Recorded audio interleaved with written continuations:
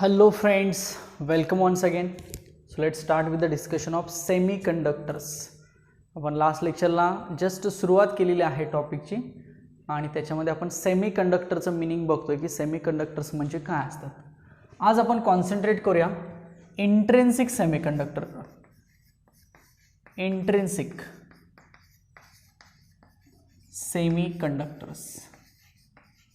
Okay, आता नक्की intrinsic semiconductors म्हणजे कुठले सेमीकंडक्टर्स, तर आपण एक सगळ्यात महत्त्वाची दोन एक्झाम्पल्स बघितलेले आहेत बघा.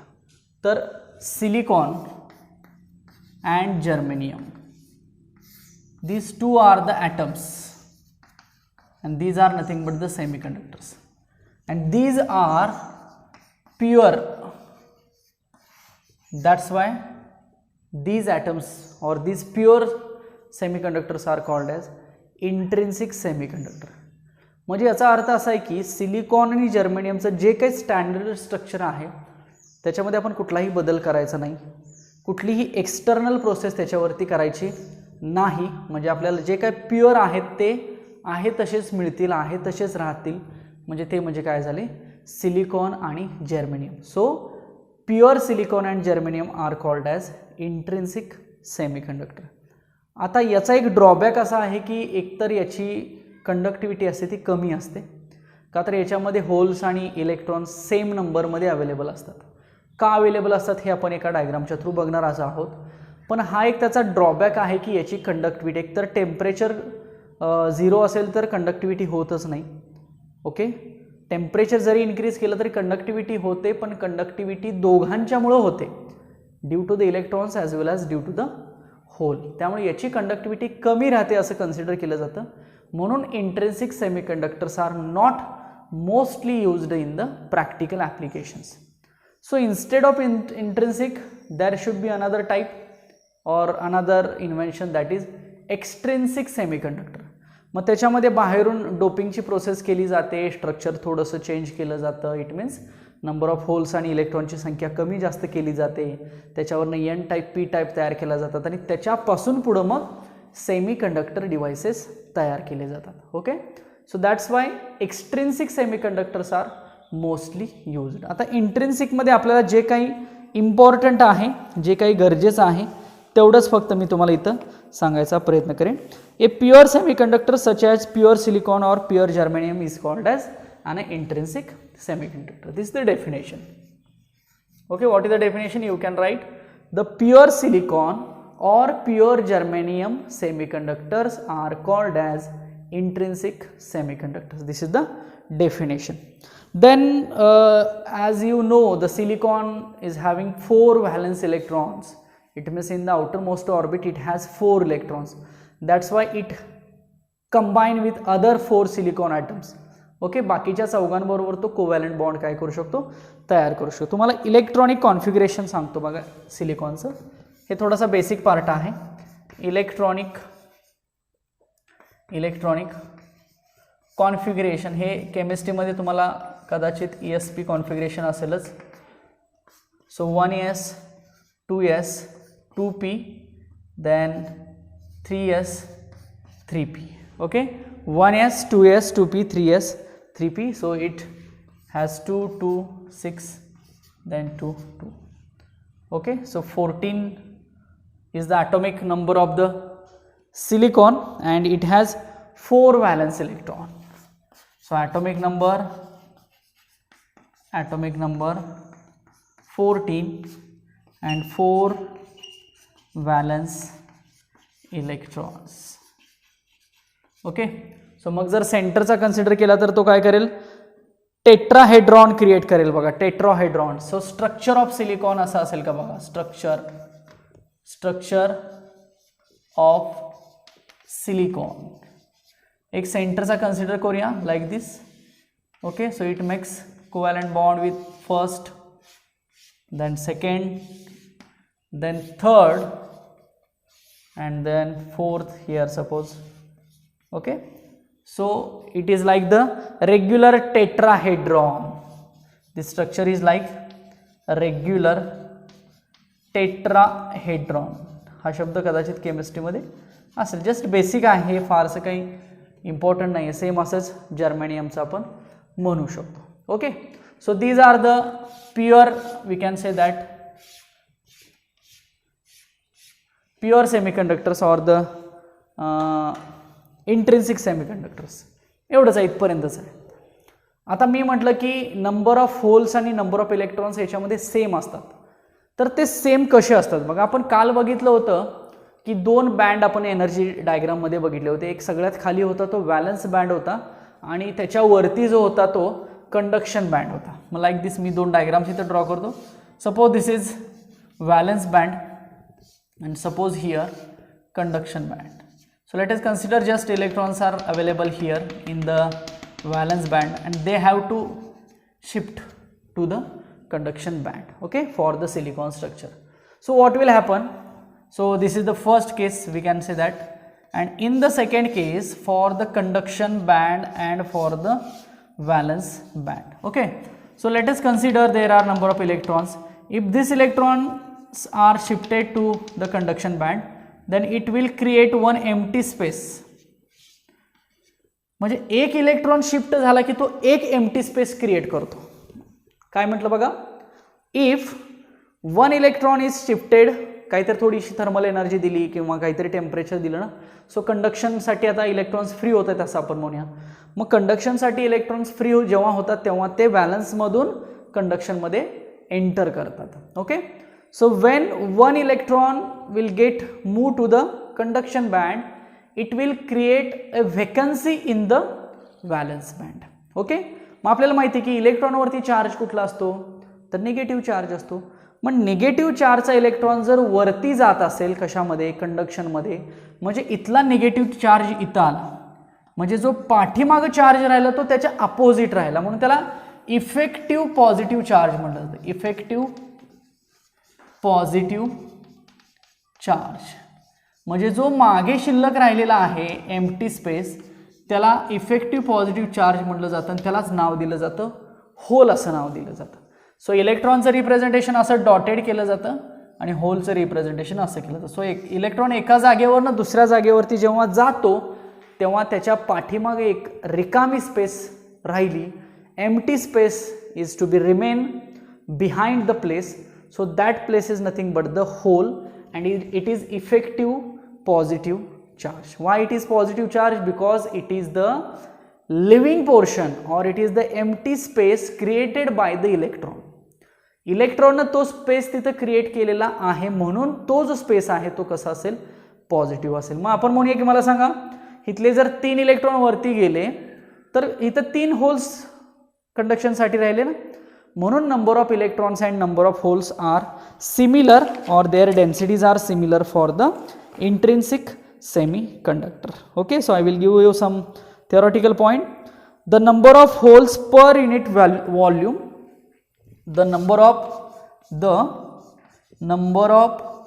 holes per unit volume is equal to the number of electrons per unit volume. मग एक मॅथमॅटिकल मी टर्म फक्त डिफाइन करतो. Number of holes per unit volume is equal to number of electrons per unit volume. यालाच number density सुद्धा म्हटलं तरी चालेल. It is also called as number density of hole. Number density of hole is equal to number density of electrons आणि ह्यालाच NH is equal to NE म्हटलं तरी सुद्धा चालेल. किंवा सिंपल मिनिंग असं आहे की जेवढे इलेक्ट्रॉन्स असतात तेवढेच होल्स असतात. म्हणजे दोघांची जी काही डेन्सिटी आहे, दोघांची जी काही मेजॉरिटी आहे किंवा अवेलेबिलिटी आहे ती कशी असेल, सेम असेल. म्हणून मी लिहिलं NH is equal to NE. So this is about the electrons and hole densities present in the intrinsic semiconductor. लक्षात आलं? म्हणजे आपण प्रॅक्टिकली सांगू शकतो की इंट्रिन्सिक सेमीकंडक्टरमध्ये जो काही करंट फ्लो होणार आहे तो एकतर इलेक्ट्रॉन्समुळे पण होणार आहे आणि तो होल्समुळे पण होणार आहे. म्हणजे त्याच्यामध्ये मेजॉरिटी कॅरियर कोणीच नाही आहे, मायनॉरिटी कॅरियर कोणीच नाही आहे, दोघंही सेम फॉर्ममध्ये आहेत. मग जर असं असेल तर त्याची कंडक्टिव्हिटी परफेक्ट होऊ शकत नाही. एकतर कुठल्या तर एकाच कॅरियरनं कंडक्टिव्हिटी झालेलं चांगलं आहे असं आपण म्हणूया. सो इथं मात्र दोन्हीही कॅरियर्स प्रेझेंट आहेत, त्यामुळं कंडक्टिव्हिटी तेवढी होणार नाही. So it has low conductivity and this is the disadvantages of this particular intrinsic semiconductor. लक्षात आलं का बघा. याची एक छोटीशी डायग्राम आहे, current through a semiconductor, transport of electrons and holes. तुम्ही टेक्स्टबुकमधून बघून ती आहे तशी डायग्राम काढा, मी आता काढत नाही आहे, त्याचा काही फारसा अर्थ नाही आहे. पण डायग्राम जर तुम्ही काढल्यानंतर लक्षात येईल बघा तुमच्या की बॅटरीच्या पॉझिटिव्हकडे इलेक्ट्रॉन चाललेले आहेत, बॅटरीच्या निगेटिव्हकडे होल्स चाललेले आहेत. म्हणजे याचा अर्थ काय झाला की त्याच्यामधनं जाणारे करंट हे दोन आहेत असं आपण म्हणूया. एक करंट आहे तो इलेक्ट्रॉनमुळे चाललेला आहे आणि एक करंट आहे तो होलमुळे चाललेला आहे. कारण कॅरियर्सची जर संख्या बघितली तर ती सेम आहे असं आपण सांगतोय. Therefore it has somehow lowest conductivity and it is the disadvantages part of the intrinsic semiconductor. I hope की तुम्हाला हे थेरॉटिकल एवढं समजलं असेल. याच्या पुढचं जे आहे ते अजून जास्त इम्पॉर्टंट आहे, ते म्हणजे एक्स्ट्रिन्सिक सेमीकंडक्टर. चला आता आपण बघूया एक्स्ट्रिन्सिक सेमीकंडक्टर. इथपर्यंत लिहून घ्या हे सगळं व्यवस्थित. रेफरन्स घ्या टेक्स्टबुकचा, टेक्स्टबुक्सच्या रेफरन्सप्रमाणे लिहायचा प्रयत्न करा. Okay, so let start with the discussion of extrinsic semiconductors. आता इंट्रिन्सिक झालं, आता एक्स्ट्रिन्सिक म्हणजे काय बघा. एकतर इंट्रिन्सिकचा ड्रॉबॅक आपल्याला समजला की ते कमीत कमी कंडक्टिव्हिटी करतात किंवा लो कंडक्टिव्हिटी असते त्याची, अगदी रूम टेम्परेचर असेल किंवा थोडीफार थर्मल एनर्जी दिल्यानंतर सुद्धा झिरोला काहीतरी ते काम करणारच नाही आहेत. पण जरी थोडंसं टेम्परेचर इन्क्रीज केलं किंवा ॲट रूम टेम्परेचर जरी आपण म्हटलं तरी त्याची कंडक्टिव्हिटी ही कमीत कमी असते. म्हणून त्याची रिप्लेसमेंट पुढं पुन्हा काय केली, डेव्हलपमेंट केली आणि त्याच्यापासून एक्स्ट्रिन्सिक सेमीकंडक्टर्स काय केले, तयार केले. आता एक्स्ट्रिन्सिक बघा नावातच आहे एक्स्ट्रिन्सिक, म्हणजे याच्यामध्ये काहीतरी एक्सटर्नली आपल्याला प्रोसेस करावी लागेल. एक्सटर्नली प्रोसेस, काहीतरी एक्सटर्नल डिस्टर्बन्स त्याच्यामध्ये करावं लागेल. तर काय केलं जातं बघा, तर एक्सटर्नली डिस्टर्बन्स करणे म्हणजे काय, तर एक इम्प्युरिटी ॲड केली जाते प्युअर सेमीकंडक्टरमध्ये. So impurity is added to intrinsic semiconductor,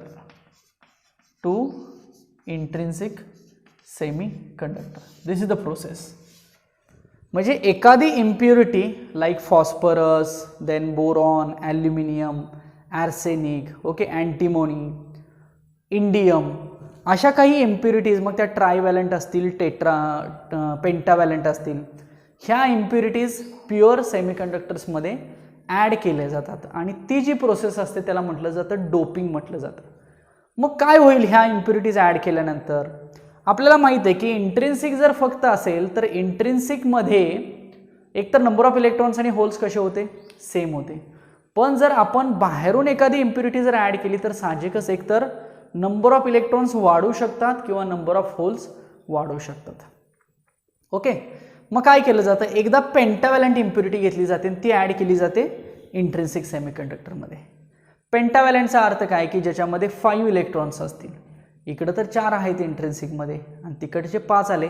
so त्यातले 5 आणि यातले 4 एकमेकांशी कोव्हॅलंट बॉन्ड तयार करतील. सो एक इलेक्ट्रॉन शिल्लक राहील. ओके, आणि याच्या रिव्हर्स प्रोसेस होते ट्रायव्हॅलंट इम्प्युरिटीमध्ये. काय होतं, तर ट्रायव्हॅलंट फॉस्फरस सारखी ॲल्युमिनियम, बोरॉन, इंडियम सारखी जर एखादी इम्प्युरिटी प्युअर सेमीकंडक्टरमध्ये आली तर इकडले 3 आणि तिकडले 3 बॉन्ड क्रिएट करतील, पण एक इलेक्ट्रॉनला बॉन्ड क्रिएट करता येणार नाही. त्यामुळे तिथं एक होल शिल्लक राहील असं म्हटलं जातं. आणि जर होल शिल्लक राहिले तर नंबर ऑफ होल्स जास्त तिथं तयार होतात, मग त्याचा पी टाईप तयार होतो. ओके, सो ते टाईप्स आहेत एक्स्ट्रिन्सिक सेमीकंडक्टरचे. सो प्रोसेस समजली का बघा.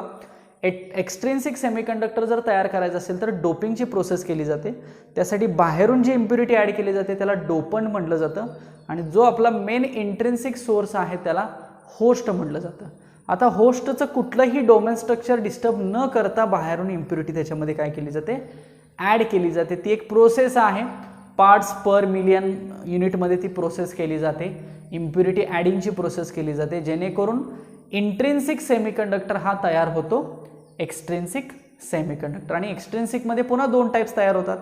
एक एन टाईप तयार होतो आणि एक पी टाईप तयार होतो. एन टाईप म्हणजे ज्याच्यामध्ये एन जास्त, निगेटिव्ह जास्त म्हणजे इलेक्ट्रॉन जास्त, आणि पी टाईप ज्याच्यामध्ये पॉझिटिव्ह जास्त म्हणजे होल्स जास्त. म्हणजे एन टाईप आणि पी टाईप तयार करणं आपलं एम आहे आणि त्यांनाच म्हटलं जातं एक्स्ट्रिन्सिक सेमीकंडक्टर. पुन्हा ते दोन एन आणि पी एकत्र केले जातात आणि त्यांचा पी एन जंक्शन डायोड तयार केलं जातं. सो ते पुढचं ॲप्लिकेशन आहे सेमीकंडक्टरचं. सो आपण आत्ता तरी कॉन्सन्ट्रेट करतो की एक्स्ट्रिन्सिक म्हणजे नक्की काय. लक्षात आलं. सो वन बाय वन काही डेफिनेशन्स आहेत बघूया. डोपिंगची डेफिनेशन बघूया. The process of adding impurity to an extrinsic semiconductor, this is doping. Okay, ही एक प्रोसेस असं लिहिलं तरी चालेल. The process of adding impurity to intrinsic semiconductor is called as doping. Very simple process. Okay, the impurity is called as dopant. The impurity, आता जी बाहेरनं impurity आपण ॲड करणार आहे, the impurity is called as dopant. Okay, and the intrinsic जो आहे त्याला host म्हटलं जातं. Okay, the parent atoms are called as host. The parent म्हणजे इंट्रिन्सिक म्हणूया atoms, the parent atoms are called as host. Okay, so dopant त्या होस्टवरती काय केला जातो, डोप म्हणजे ॲड केला जातो. आता दोन टाईपच्या इम्प्युरिटी ॲड करतात.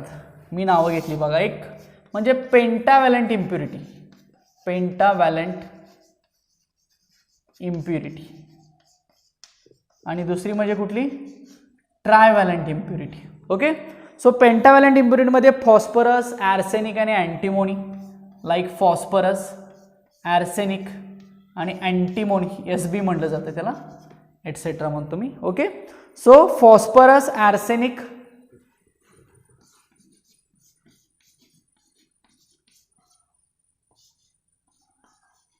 Phosphorus, okay, then arsenic and antimony, arsenic and then antimony. Okay, so pentavalent impurity म्हणजे 5 electrons are there, 5 electrons are there as a valence. so शेवटचं ऑर्बिट जे आहे, व्हॅलन्स बँड जो आहे त्याच्यामध्ये 5 इलेक्ट्रॉन्स असतात. सो हे 5 इलेक्ट्रॉन्स इंट्रिन्सिक मधल्या 4 बरोबर कोव्हॅलंट बॉन्ड तयार करतात, पण एक इलेक्ट्रॉन शिल्लक राहतो. मग असे नंबर ऑफ ॲटम्स जर कंबाईन झाले तर नंबर ऑफ इलेक्ट्रॉन्स अवेलेबल राहतात. म्हणून जेव्हा पेंटावॅलंट इम्प्युरिटी ॲड केली जाते तेव्हा एन टाईप सेमीकंडक्टर तयार होतो. Okay, so N type semiconductor इथं शॉर्टमध्ये लिहितो मी, एन टाईप सेमीकंडक्टर तयार होतो. कधी, जेव्हा आपण पेंटावॅलंट इम्प्युरिटी ॲड करतो तेव्हा. नेक्स्ट पुढची इम्प्युरिटी घेऊया आपण, ट्रायवॅलंट इम्प्युरिटी.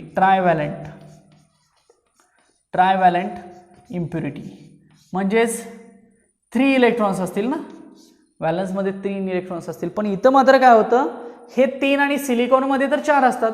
सो 3 बॉन्ड तयार होतात. मग सिलिकॉनमधल्या एका इलेक्ट्रॉनला बॉन्ड मिळत नाही, त्यामुळे तो ॲज अ होल क्रिएट राहतो तिथं, आणि असे नंबर ऑफ होल्स क्रिएट राहतात आणि त्याच्यापासून पी टाईप सेमीकंडक्टर तयार होतं. सो ट्रायवॅलंट इम्प्युरिटी कुठल्या, बोरॉन असेल, ॲल्युमिनियम असेल, इंडियम असेल.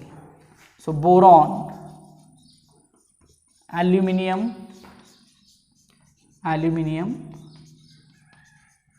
And indium, so like IN I think is given to the indium. So these are the trivalent impurities, आणि trivalent impurity जेव्हा ॲड केले जातात तेव्हा P type semiconductor तयार होईल.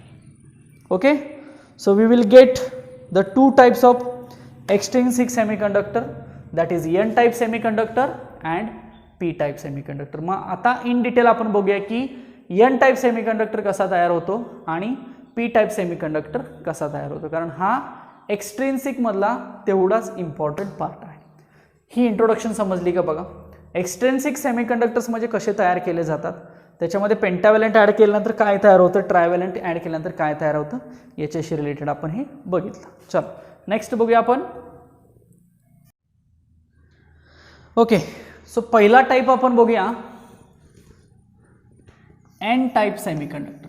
N type semiconductor. आता एन टाईप नावातच आहे बघा. N means what? N means electrons. म्हणजे याच्यामध्ये इलेक्ट्रॉनची संख्या काय होणार आहे? थोडक्यात जास्त होणार आहे असं आपण म्हणूया. So N type semiconductors. Okay, so when a pentavalent impurity, when a pentavalent impurity, मग पेंटावॅलंट इम्प्युरिटी कुठल्या? When pentavalent impurity like phosphorus, arsenic, okay, or antimony added to pure semiconductors, म्हणजे इंट्रिन्सिक ना, added to pure semiconductors, the n type semiconductors form. The n type semiconductors form, तयार होतात. एक simple definition मी सांगितली. When a pentavalent impurity like phosphorus or we can say that arsenic or antimony is added to the pure semiconductor, then n type semiconductor is formed. आता पेंटावॅलंट impurity पहिल्यांदा आपण घेऊया सेंटरला, इथं घेऊया. ओके, मग कुठली पण घेऊया. फॉस्फरस असेल, आर्सेनिक असेल किंवा अँटीमोनी असेल, आणि त्याच्या बाजूला 4 सिलिकॉन ॲटम घ्यायचे. 4च का घ्यायचे? कारण 4 इलेक्ट्रॉन सिलिकॉनचे बॉन्ड तयार करणार आहेत म्हणून, लाईक दिस. ओके, सो आपण हे बॉन्डिंग असं दाखवायचं बघा. हे बॉन्डिंग दाखवलं. ॲज वेल ॲज इलेक्ट्रॉन्स इकडं सुद्धा कुठं तर बॉन्ड करत असणार आहेत ना त्या फॉस्फरस बरोबर. आपण एकच ॲटमशी रिलेटेड घेतलेला आहे लाईक दिस, आणि त्याचं रिप्रेझेंटेशन आपण इथं दाखवूया फक्त. ओके, लाईक दिस. सो सिलिकॉनमधला हा एक इलेक्ट्रॉन असेल, फॉस्फरसचा हा इलेक्ट्रॉन असेल, याचा हा असेल, याचा हा असेल, याचा हा असेल, याचा हा असेल. हे बॉन्ड्स आहेत ना, कोव्हॅलंट बॉन्ड्स. पण एक इलेक्ट्रॉन शिल्लक राहणार आहे कुणाचा? फॉस्फरसचा. ओके, सो एक्स्ट्रा इलेक्ट्रॉन म्हणतो मी त्याला, एक्स्ट्रा इलेक्ट्रॉन. ओके, आणि हे जे आहेत हे शेअरिंग झालं बघा, शेअर्ड इलेक्ट्रॉन म्हणतो मी याला, किंवा शेअरिंग इलेक्ट्रॉन्स म्हणतो. चालेल का बघा. ओके, सो जी काही फॉस्फरस इम्प्युरिटी आहे दॅट इज पेंटावॅलंट इम्प्युरिटी, ज्याच्यामध्ये 5 इलेक्ट्रॉन्स होते, त्यातले 4नी तर बॉन्ड केला, पण एक आहे तो काय राहिला? एक्स्ट्रा इलेक्ट्रॉन शिल्लक राहिला, एक्स्ट्रा. मग असे जर नंबर ऑफ एक्स्ट्रा इलेक्ट्रॉन जर शिल्लक राहिले तर त्यामुळे काय तयार होईल? एन टाईप सेमीकंडक्टर तयार होईल. Okay, so donor impurity contributes free electron. So याला म्हटलं जातं डोनर इम्प्युरिटी. डोनर इम्प्युरिटी का म्हटलं जातं सांगा? डोनर, डोनेट केला एक इलेक्ट्रॉन, थोडक्यात म्हणजे एक इलेक्ट्रॉन डोनेट केला एका ॲटम स्पेअरिंगच्या वेळेस, एका ॲटमच्या शेअरिंगच्या वेळेस. आणि असे जर नंबर ऑफ इलेक्ट्रॉन जर शेअर केले, डोनेट केले, तर तो कुठला टाईप तयार होऊन जाईल? तर एन टाईप तयार होऊन जाईल. ओके, म्हणजे एन टाईप सेमीकंडक्टर तयार करण्यासाठी आपल्याला पेंटावॅलंट इम्प्युरिटीची गरज आहे. आणि जेव्हा पेंटावॅलंट इम्प्युरिटी एखाद्या सिलिकॉनमध्ये किंवा जर्मेनियममध्ये ॲड केली जाते, डोपिंग केलं जातं, तेव्हा एक्सेस इलेक्ट्रॉन्स तिथं कंडक्शनसाठी अवेलेबल राहतात. त्यामुळं त्याच्यामध्ये इलेक्ट्रॉनची संख्या ही जास्त होते आणि तो as a N type semiconductor म्हणून तयार होतो. So this is about the structural diagram of the N type semiconductor. In this we can say that NE, आता डेन्सिटी मागाशी डिफाईन केली होती. NE ही NH पेक्षा कशी असेल? जास्त असेल. का? तर नंबर ऑफ इलेक्ट्रॉन्स याच्यामध्ये कसे असणार आहेत? जास्त असणार आहेत. So this is about the current density and hole density relation. Okay, also we can find the band structure of an electron. Band structure. So band स्ट्रक्चरमध्ये कंडक्शनसाठी इलेक्ट्रॉन्स अवेलेबल राहतील. सो मी इथे लिहितो बघा, band structure of N type semiconductor. Band structure same कालच्यासारखे 2 band काढायचे, एक व्हॅलन्स काढायचा आणि एक कंडक्शन काढायचा. This is conduction band, this is valence band. आता याच्यामध्ये काय होतंय, आता इलेक्ट्रॉन्स कुठं, इथं होते इलेक्ट्रॉन्स, पण इथले इलेक्ट्रॉन्स इकडे गेले ना सगळे, आणि होल्स जर असतील तर इथं होल्स क्रिएट झाले असं म्हणतो ना. म्हणजे होल्स हे कुणाजवळ असतात, व्हॅलन्स बँड जवळ असतात, आणि इलेक्ट्रॉन्स मग कुणाजवळ राहतील, कंडक्शन बँड जवळ. त्यामुळे इलेक्ट्रॉनची लेवल इथं दाखवली जाते बघा, कुणाच्या जवळ, कंडक्शन बँडच्या जवळ दाखवली जाते. सो त्याला म्हटलं जातं extra electron energy level. This is nothing but extra electron energy level. लक्ष देत आहे का बघा, extra electron energy level. So this is nothing but the structure and band structure of particular N type semiconductor. Okay, अजून बरीचशी थेरीच्या related लिहू शकतो आपण. फीचर्स काही सांगितलेले आहेत. These are materials doped with pentavalent impurities. Electrical conduction in these materials is due to majority charge carriers. Okay, इलेक्ट्रॉन्समुळे होतात. The donor atom lose electron and become are positively charged ones. Number of free electron is very small compared to the number of holes. Sorry, number of electron जास्त पाहिजेत ना. When energy is supplied externally, negative charge free electrons and positive charge holes are available for conduction. Yes. Majority आणि minority कॅरियरचा अर्थ इथं तुम्हाला थोडक्यात मी सांगतो बघा.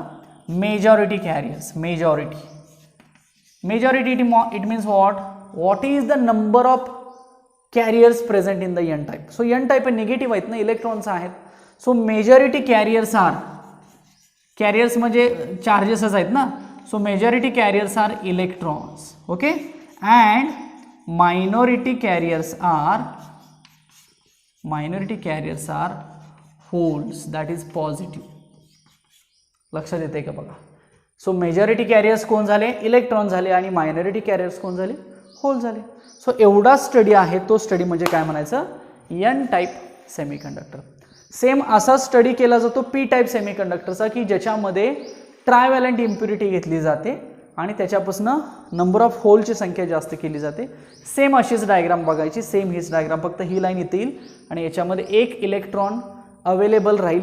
अवेलेबल म्हणजे तो बॉन्ड करायला त्याला इलेक्ट्रॉन मिळणार नाही, त्यामुळे तो काय काम करेल, ॲज अ होल काम करेल, आणि अशा नंबर ऑफ होल्स तिथे जर इन्क्रीज झाले तर तो कुठला सेमीकंडक्टर तयार होईल, पी टाईप सेमीकंडक्टर तयार होईल. चला तर आपण बघूया पी टाईप सेमीकंडक्टर. हे लिहून घ्या व्यवस्थित इथपर्यंत.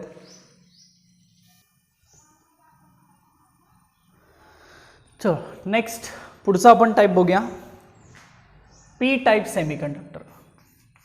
हो, P type semiconductor. Weight,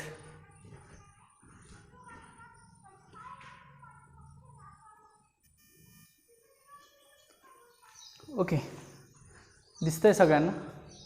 so P type semiconductor कसे तयार होतात बघा. आता मगाशी तर आपण एन टाईपमध्ये पेंटाव्हॅलंट इम्प्युरिटी कन्सिडर केली. सो याच्यामध्ये काय करायला लागेल, when a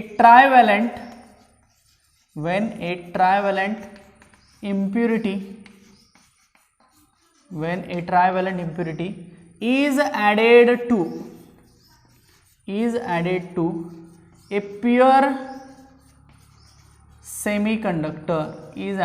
a pure semiconductor, the p-type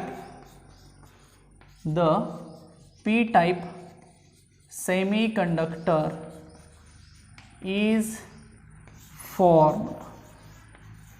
The p-type semiconductor is formed. मग तुम्ही ॲल्युमिनियम इम्प्युरिटी घ्या किंवा बोरॉन इम्प्युरिटी घ्या किंवा अगदी इंडियम इम्प्युरिटी घ्या. ओके, सो ह्या ज्या इम्प्युरिटीज आहेत ह्या ट्रायव्हॅलंट इम्प्युरिटीज आहेत. याचा अर्थ याच्यामध्ये 3 इलेक्ट्रॉन्स आहेत. ओके, पण सिलिकॉनमध्ये 4 आहेत. तर त्यांचं स्ट्रक्चर कसं तयार होतं बघा. सो सेंटरला आपण ती इम्प्युरिटी घेऊया, फॉर एक्झाम्पल बोरॉन घेऊया आणि इकडं सिलिकॉन घेऊया. Silicon then silicon and here is again silicon. So these are the bonds.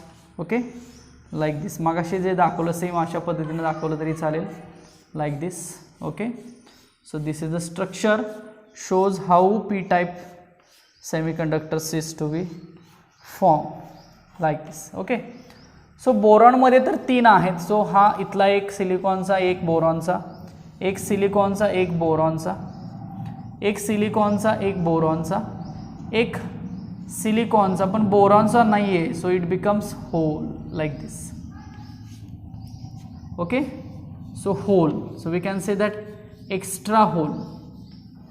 Okay, so extra hole. So we will get the P type. लक्षात येते का बघा. So this extra hole is acceptor impurity. मग अशी donor म्हटलं होतं ना, याला म्हटलं जातं acceptor impurity. Acceptor impurity creates hole. मग मला सांगा, एका ॲटमशी रिलेटेड फक्त आपण एकच ॲटम इथं दाखवलं ना बोरॉनचा, एका ॲटमशी रिलेटेड जर एक होल क्रिएट होत असेल, एक्सेस राहत असेल, तर असे जर नंबर ऑफ ॲटम जर तिथं आले, अगदीच नंबर ऑफ म्हणजे खूप प्रमाणात जर तिथं आपण हे कंपोजिशन घेतलं, तर तिथं number of electrons number of holes कंडक्शनसाठी काय असतील, जास्त अवेलेबल असतील. Okay, so for P type semiconductor we can define the majority carriers are holes and the minority carriers are electron. म्हणजे ॲक्सेस मॅक्सिमम आणि मिनिमम फॉर्ममध्ये जर सांगायचं झालं तर आपण इथं सांगू शकतो. तर आता याच्यामध्ये डेन्सिटी, इलेक्ट्रॉन डेन्सिटी आपण जी डिफाईन करायची ती कशी असेल, होलची जास्त असेल. कोणापेक्षा? साहजिकच इलेक्ट्रॉन्सपेक्षा. सो मगाशी जे मॅथमॅटिकल रिलेशन आपण लिहिलं होतं तेच अशा पद्धतीने आपण लिहू शकतो, जे आपण इंट्रिन्सिकसाठी NH आणि Ne सेम घेतले होते. N साठी वेगळा आणि H साठी वेगळा आपण घेऊ शकतो. आता band structure of P type semiconductor कसं काढता येईल बघा. बँड स्ट्रक्चर मगाशी काढलं सेम त्या पद्धतीनंच काढायचं. Band structure of P type semiconductor मगाशी काढलं होतं आपण. मगाशी कंडक्शनच्या जवळ एनर्जी लेवल दाखवली होती. आता हीच एनर्जी लेवल काय करायची, व्हॅलन्सच्या जवळ दाखवायची. त्याला एक्स्ट्रा होल एनर्जी लेवल असं म्हटलं जातं. इथं असेल बघा. सो याला म्हणूया एक्स्ट्रा होल एनर्जी लेवल म्हणूया. सो हा बँड कुठला असेल, व्हॅलन्स बँड, आणि हा इकडं असेल कंडक्शन बँड.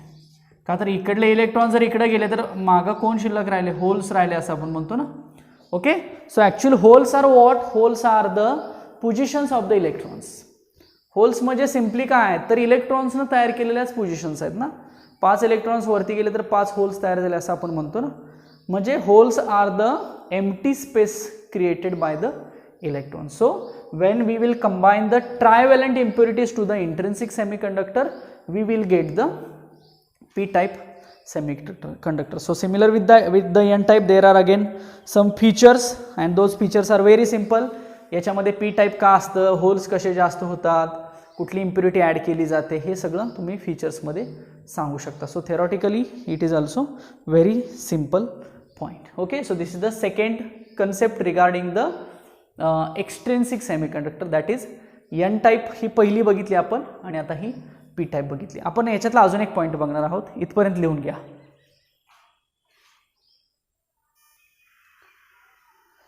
ओके, पुढचा एक कंबाईनली एक पॉईंट बघा काय आहे की charge neutrality of extrinsic semiconductor.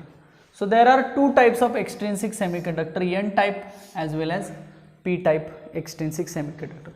आपल्याला माहित आहे की एखादा इलेक्ट्रॉन जर दुसरीकडे गेला तर पाठीमागे तो काय करतो, तर एम्प्टी स्पेस सोडतो आणि त्याला आपण होल्स असं म्हणतो. म्हणजे जी काही डोपिंगची प्रोसेस होत असते ती डोपिंगची प्रोसेस कशी होते बघा. म्हणजे जरी एन टाईपमध्ये नंबर ऑफ इलेक्ट्रॉन जास्त होत असतील तरी सुद्धा जो देणारा आहे तो पॉझिटिव्हली चार्जड आहे, म्हणजे कोण, डोनर म्हणतो ना आपण. ओके, तसंच पी टाईपमध्ये ॲक्सेप्टर म्हणतो बघा.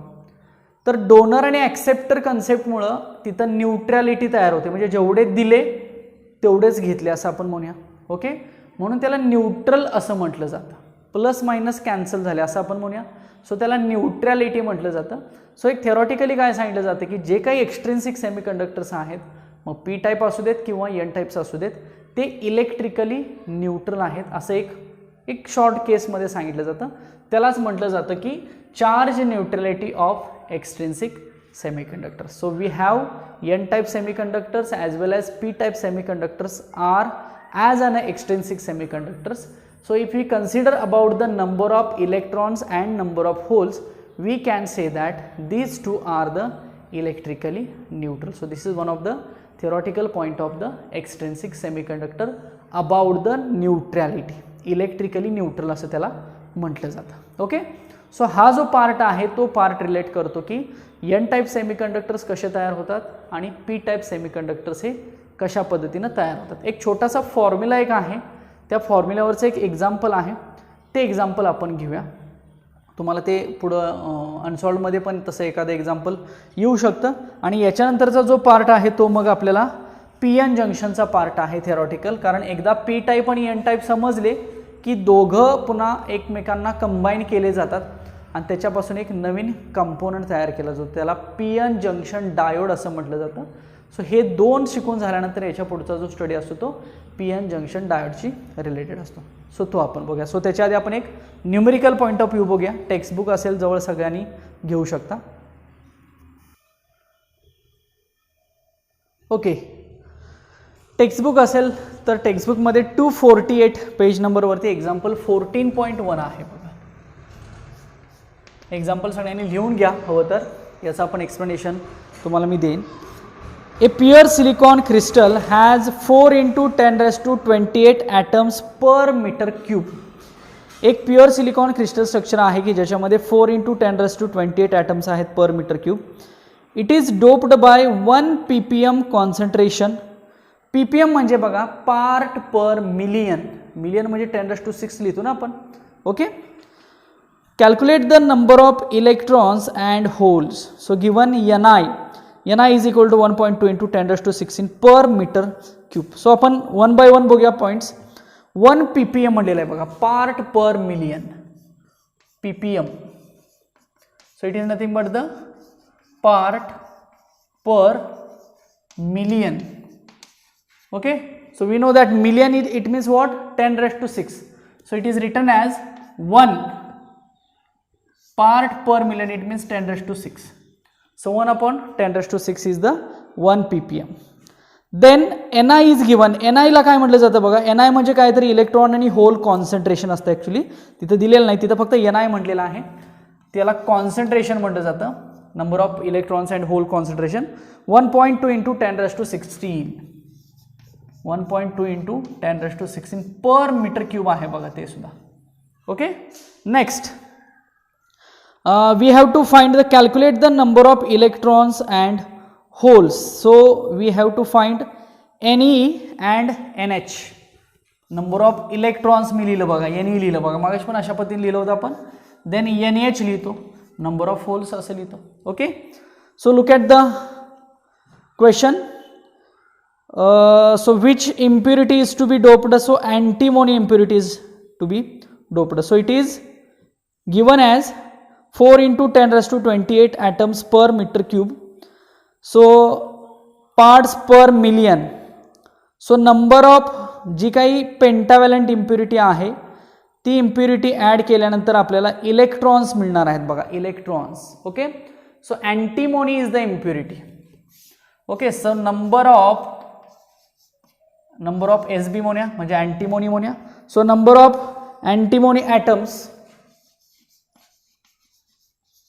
is equal to how much? So 4 × 10⁻28 त्याचे ॲटम्स घेतले आपण 4 × 10⁻28 अँड पर मिलियन ना.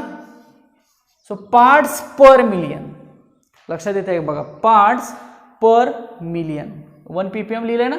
सो पार्ट्स पर मिलियन. सो 4 × 10⁻28 हे दिलेलं आहे बघा की सिलिकॉनमध्ये ती इम्प्युरिटी तेवढी आलेली आहे. So 4 × 10⁻28 upon 10⁻6. So it becomes 4 × 10⁻22. So ही काय मिळाली? Number of antimony atoms.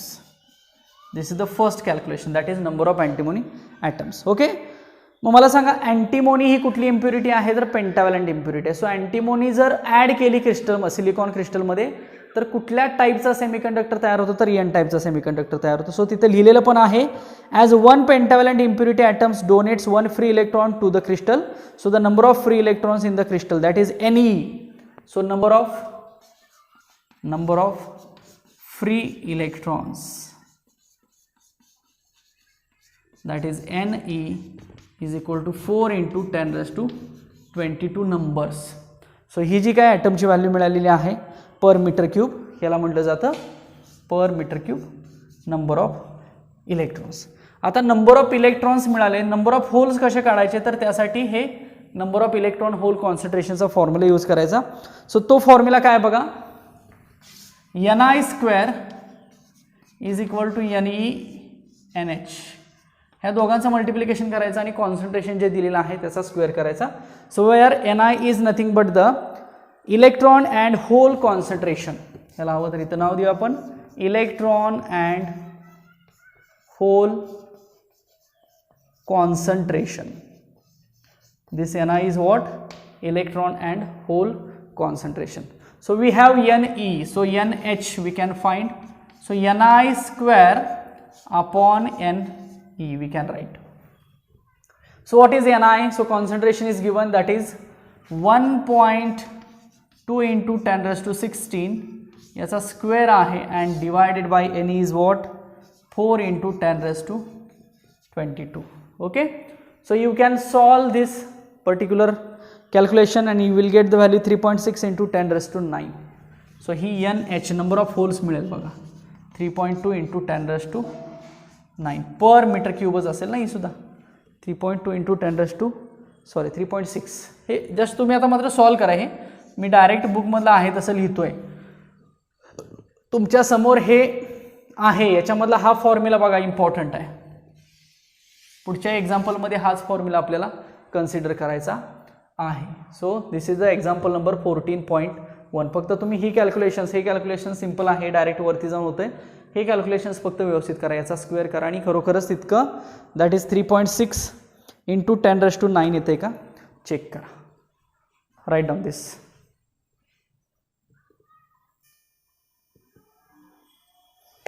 Okay, समजलं का बघा. सो पार्ट्स पर मिलियनचा अर्थ एक पहिल्यांदा समजून घ्या. अजून एक सेम पुढचा जर क्वेश्चन तुम्ही 14.2 जरी स्वतः सॉल्व केला तरी सुद्धा चालेल बघा, सेम टाईपवरती आहे. सो याच्याही पुढचा क्वेश्चन तुम्ही स्वतः सॉल्व करू शकता. Okay, so this is the study about N type and P type semiconductor. आता या टॉपिकमध्ये याच्या पुढचा पार्ट काय असेल बघा, तर हे P आणि N एकत्र केले जातात आणि त्याच्यापासून PN जंक्शन तयार केला जातो. PN जंक्शनचे टाईप्स बघितले जातात, त्याचं बायसिंग बघितलं जातं. बायसिंगचा अर्थ याला एक पॉवर सप्लाय कनेक्ट केला जातो, बरोबर, म्हणजे करंट फ्लो करण्यासाठी. बायसिंग झाल्यानंतर ते बायसिंग मग एकदा फॉरवर्ड असतं, एकदा रिव्हर्स असतं. मग फॉरवर्ड म्हणजे काय, रिव्हर्समध्ये काय, याचा पुढचा स्टडी आहे. पुन्हा सगळ्यात महत्त्वाचं कॅरेक्टरिस्टिक्स ऑफ डायोड्स असतात. त्याच्यानंतर डायोडचे ॲप्लिकेशन्स कुठले कुठले आहेत, स्पेशल पर्पज डायोड्स कुठले कुठले आहेत पुढे यूज केलेले, हे सगळं पुढे ह्या टॉपिकमध्ये येतं. मग त्याच्यामध्ये झिनर डायोड, फोटो डायोड, सोलर, त्याच्यानंतर LED. आता हे काही इन डिटेल येत नाहीत कारण याचा स्टडी पुन्हा 12वीला तुम्हाला सेमीकंडक्टर डिव्हायसेसमध्ये करायचा आहे. त्याचबरोबर डायोड्स आणि BJTचा कसा संबंध आहे, बायपोलर जंक्शन ट्रान्झिस्टर्स कसे तयार होतात, हे सुद्धा या टॉपिकमध्ये आपल्याला पुढं शिकायचं आहे. कदाचित अजून 1-2 लेक्चरमध्ये याची थेरी पूर्णपणे संपून जाईल आणि मग हवं तर आपण याचे मल्टिपल चॉईस क्वेश्चन्स डिस्कस करू शकतो. त्यामुळे तसं टॉपिक थिअरॉटिकली एकदम सोपं आहे. मी म्हटलं होतं हा टॉपिक संपला की आपला 50% सिलेबस जो आहे तो कवर होईल. राहिलेला सिलेबससुद्धा लवकरच आफ्टर दिवाळी वेकेशन लवकरात लवकर कवर करायचा प्रयत्न असेल. त्यामुळं कमी वेळामध्ये चांगल्या पद्धतीनं सिलेबस कंप्लीट करणं हे सध्या तरी टार्गेट आहे. ओके, त्यामुळे ह्याच्या व्यवस्थित नोट्स प्रिपेअर करा. याच्यामध्ये काही शंका असतील तर डेफिनेटली तशा विचारत चला. मागचे टॉपिक पण सगळे रिवाईज करा बघा, युनिट टेस्टला असतील किंवा तुमच्या कम्युनिटिव्ह एक्झाम्सला असतील. त्यामुळे मागचा सिलेबस जेवढा रिवाईज कराल तितकंही तुम्हाला ते चांगल्या पद्धतीनं समजून जाईल. टेक्स्टबुक सध्या सगळ्यांनी रेफर करा, फक्त टेक्स्टबुक, बाकीचं काही नाही घेतलं तरी चालेल. कारण टेक्स्टबुकच्या प्रत्येक पॉईंटनुसार जर आपण गेलो पुढं तर आपल्याला बऱ्याचशा गोष्टी क्लिअर होतील. आता यातले बरेचसे काही पॉईंट्स रिड्यूस आहेत, पण रिड्यूस पॉईंट्सचा आपण फारसा विचार करायचा नाही, तेही तुम्हाला मी घेतोयच. फारच एखादा जर वाटत असेल की गरज नसेल त्याची कुठं फ्युचरमध्ये तर तो घेत नाही मी. पण मॅक्सिमम जे काही तुमचे 25% रिडक्शन झालेले पॉईंट्स आहेत ते सुद्धा आपण इथं कवर करतोय. Okay, so don't worry about the reduced point in the particular syllabus. Okay, so आज थांबूया आपण इथं. आजची जेवढी काही झालेली थिअरी असेल, एखादं एक्झाम्पल असेल, याचा व्यवस्थित अभ्यास करा. याच्यामध्ये काही शंका असतील तर तसा मेसेज करा, आपण त्याच्यावरती डिस्कशन करूया. सो तुम्हाला हे सगळं समजतं आहे असं मी कन्सिडर करतो आणि पुढे जातो. भेटूया आपण पुढच्या लेक्चरला. तोपर्यंत सगळ्यांनी अभ्यास करा आणि काही शंका असतील तर विचारा. Thank you so much.